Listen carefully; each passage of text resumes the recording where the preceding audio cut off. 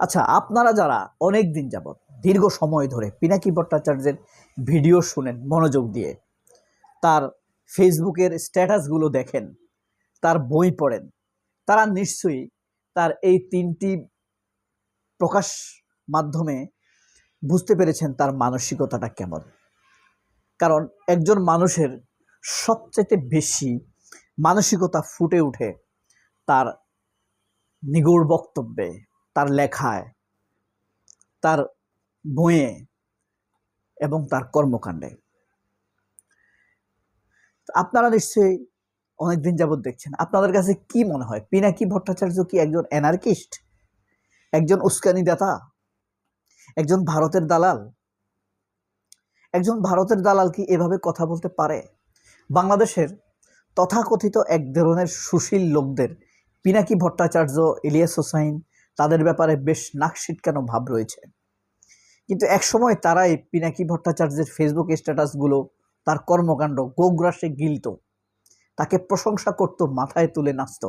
যখন পিনাকি ভট্টাচার্য, কাদের মোল্লা, মীর কাসেম আলী, মতিউর রহমান নিজামী, আলী হাসান মোহাম্মদ মুজাহিদ, শহীদ গোলাম আজমের ফাঁসি চাইত, এখন তিনি অন্যায় দাবিগুলো করেন না, সেই অবস্থান থেকে সরে এসেছেন, সেই সকল ভুল ত্রুটির জন্য ক্ষমা চেয়েছেন, হেফাজতের জন্য তিনি কাঁদেন, নির্যাতিত নিপীড়িত মানুষের পক্ষে কথা বলেন, সীমান্ত হত্যা নিয়ে কথা বলেন, বাংলাদেশের অর্থ সম্পদ ভারতে পাচার নিয়ে কথা বলেন, বাংলাদেশের উপরে ভারতের অবৈধ টর্চার প্রভাব হেজিমনির বিরুদ্ধে তিনি শক্ত কণ্ঠ হয়ে উঠেছেন।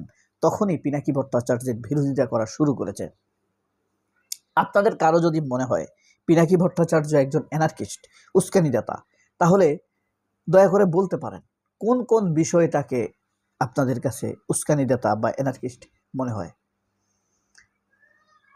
বা কোন কোন দিক ভালো লাগে। একটা মানুষের সব দিক ভালো নাও হতে পারে।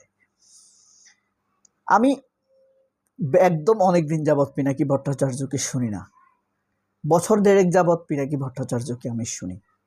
আমার কাছে এখন পর্যন্ত মনে হয়নি পিনাকি ভট্টাচার্য দেশপ্রেমিক নয়। পিনাকি ভট্টাচার্যকে আমাকে এখন পর্যন্ত মনে হয়েছে দুর্দান্ত এক দেশপ্রেমিক।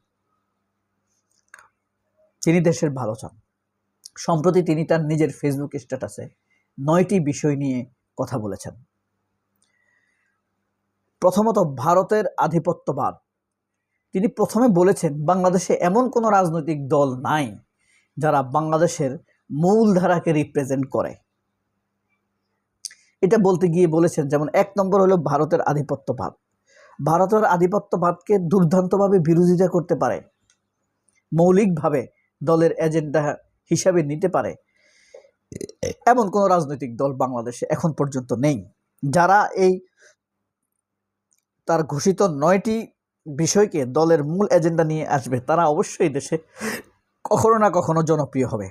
2 নম্বর, মার্কিন আধিপত্যবাদ আগ্রাসন নীতির বিরুদ্ধে অবস্থান নেওয়ার শক্তি, সামর্থ্য বা ইচ্ছা বাংলাদেশের কোনো রাজনৈতিক দল নেই। খেয়াল রাখেন কিন্তু, 1, ভারতের আধিপত্যবাদ, মার্কিন সাম্রাজ্যের বিরোধিতা, দরিদ্র বান্ধব রাষ্ট্র, লুটেরা অর্থনীতি, যেমন S Alam.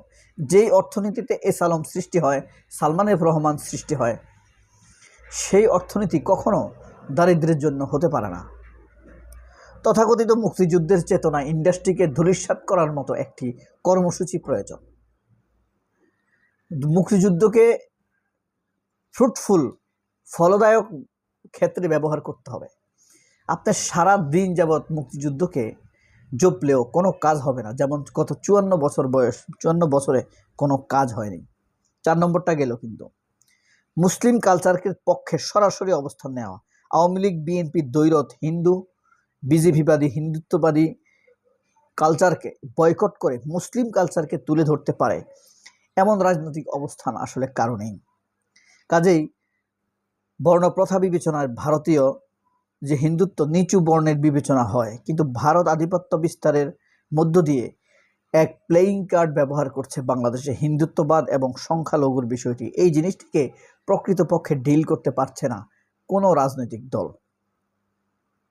Pro Indian elite এস্টাবলিশমেন্টের বিরুদ্ধে দাঁড়ানো খুব জরুরি। এটি জামায়াত ও এনসিপি চরম রাজনৈতিক দৈন্যতা। কথিত প্রগতিশীল হওয়ার এক হীনমন্য প্রচেষ্টা এদের মধ্যে দৃশ্যমান। আওয়ামী লীগ ও তাদের তারেক রহমানের বিএনপি বরাবরই এই এলিটদের স্বার্থের সমান্তরাল অথবা তাদের দ্বারাই পরিচালিত। এনসিপির 2-1 বাদে সবারই এই এলিট ক্লাবের ঢোকার উগ্র বাসনা আছে। জামায়াত জানে এই এলিটরা তাদের জাত শত্রু, তবুও তাদের দাওয়াতে হাজির হয়, তাদের প্রশংসায় গদগদ করে। উদাহরণ হিসাবে কোনটা বলা যায় জানেন? সম্প্রতি তারা ডেইলি স্টারের প্রতিষ্ঠাবার্ষিকীতে গিয়েছে। তাদের মনে এই প্রশ্ন জাগে না, একটি পত্রিকা মাত্র 7 থেকে 8 হাজার কপি ছাপা হয়, 20 তলা একটি ভবন মেনটেন করে, কোথায় থেকে তারা এই খরচ চালায়? আপনি যখন দুর্নীতিকে প্রশ্ন করতে পারবেন না, তখন আপনি আর গরিব মানুষের মুখপাত্র থাকবেন না। আর্থিক ও সামাজিক নিরাপত্তা অঙ্গীকার অস্বীকার করার সবার খাতায় থাকলেও বাস্তবতা হলো কিভাবে আলীর গরু খাতায় থাকে গোয়ালে নয়। বিএনপি আওয়ামী লীগ নাগরিকদের নিরাপত্তা দিতে বরাবরই ব্যর্থ হয়েছে। জামায়াত ও এনসিপি একক ক্ষমতায় না যাওয়া পর্যন্ত তাদের নিয়ে মন্তব্য করা কঠিন। তবে গত নির্বাচনী ম্যানিফেস্টোতে জামায়াত যেভাবে সুনির্দিষ্ট যৌক্তিকভাবে বিষয়গুলো তুলে ধরেছে, তার ক্রেডিট তারা পেতেই পারে। নাগরিক মর্যাদা ও বিশ্বমানের শিক্ষা। আওয়ামী লীগ বিএনপি সবসময় জাতিকে দাবিয়ে রাখতে চেয়েছে, আর দাবিয়ে রাখা সহজ এমন একটি শিক্ষা ব্যবস্থা প্রণয়ন করতে চেয়েছে। জামায়াত কি এর থেকে বের হয়ে আসতে পারবে? তাদের সাংগঠনিক কর্মকর্তা গত কয়েক দশক ধরে এই আকাঙ্ক্ষা পূরণের চেষ্টা করে আসছে জামায়াত। রাষ্ট্র ব্যবস্থার আমূল পরিবর্তন জামায়াত এনসিপির এটি সার্বিকভাবে চাইলেও আওয়ামী লীগ বিএনপি তারেক রহমানরা কখনোই চাইছে না তাদের এলিট সমাজ ভেঙে নতুন সমাজে যেতে। এই ইনসাফ ভিত্তিক রাষ্ট্র প্রতিষ্ঠায় চুক্তির আলোকে যদি সার্বভৌম বাংলাদেশ নির্মাণ করি, তাহলে সেটা কেমন হবে? সংক্ষেপে, নতুন বাংলাদেশের ভিত্তি হবে নাগরিক মর্যাদা ও ইনসাফ, ন্যায় বিচার। এর বাইরে কোনো কথা নেই। সার্বভৌম পররাষ্ট্রনীতি কারো দালালি নয়। হ্যাঁ, অর্থনীতি লুটেরাদের হাত থেকে একটি স্বতন্ত্র হাতে নিয়ে আসা, যা সবাইকে সমমর্যাদা সম অধিকারে পরিচালনার জন্য পরিচালিত হবে। সামাজিক ন্যায় কল্যাণ রাষ্ট্র প্রতিষ্ঠার জন্য গ্রুপ প্রতিষ্ঠা হবে, শুধু একটি রাজনৈতিক নয়, একটি ধারা, দল নয়, ধারা। সাংস্কৃতিক অবস্থান হবে আত্মপরিচয় অন্তর্ভুক্তিমূলক।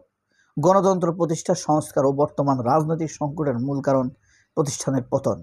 এলিট আধিপত্যবাদের অবসান চাইতে হবে। জাতীয় মর্যাদা মানসম্পন্ন উন্নয়ন, বাংলাদেশের নাগরিকদের বিশ্বমর্যাদা অধিষ্ঠিত করার আকাঙ্ক্ষা নিয়ে যারা এগিয়ে আসবে, তারা এখানে হতে হবে। এখন এই যে পিনাকি ভট্টাচার্যের এই প্রত্যাশা,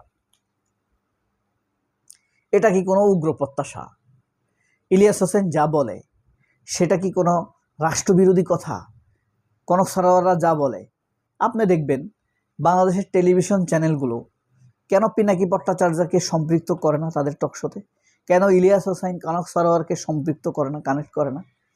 অথচ অপরাধী, গণতন্ত্র বিরোধী, ফ্যাসিবাদের পক্ষের শক্তি পান্না কুত্তা, আনিস কুকুর, আবু আলম শহীদ, এদেরকে ডেকে জাতিকে তাদের দুর্নীতিবাজদের ওসিয়ত শোনায়।